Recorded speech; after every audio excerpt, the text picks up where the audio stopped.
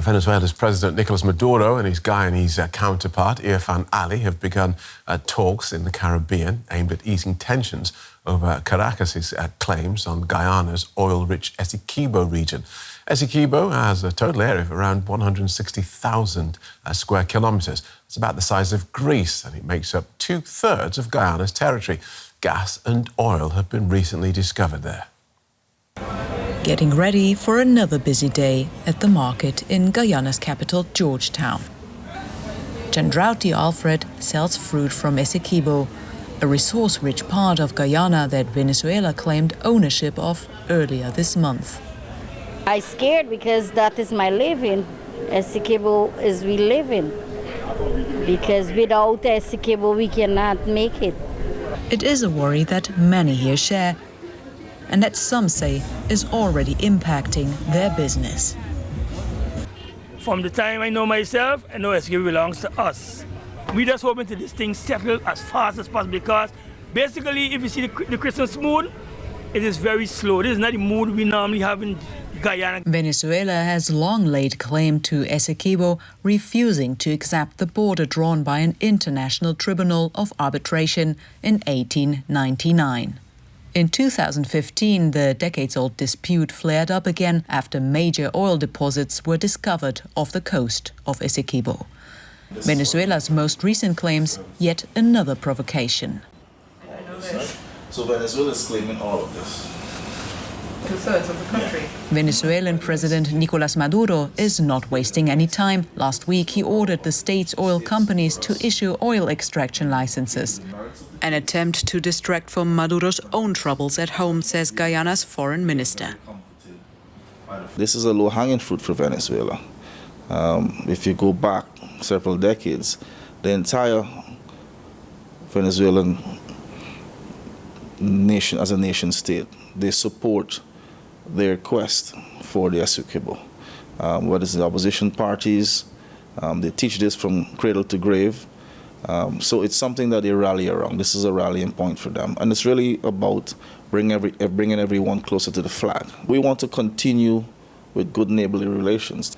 And instability between two countries can affect the stability of the entire region. So we're taking it very seriously.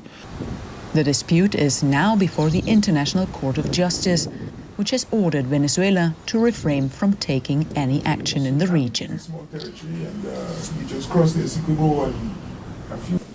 I would expect, and of course the presidents themselves may have other goals, that they would try to do the people of the region a favor and ensure that violence and wars in excess of what we currently experience are spared.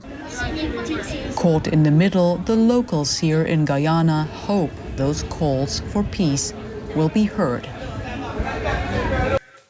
A report from DW's Latin America correspondent Nicole Ris, who joins us now from the capital of Guyana, Georgetown. Welcome, Nicole.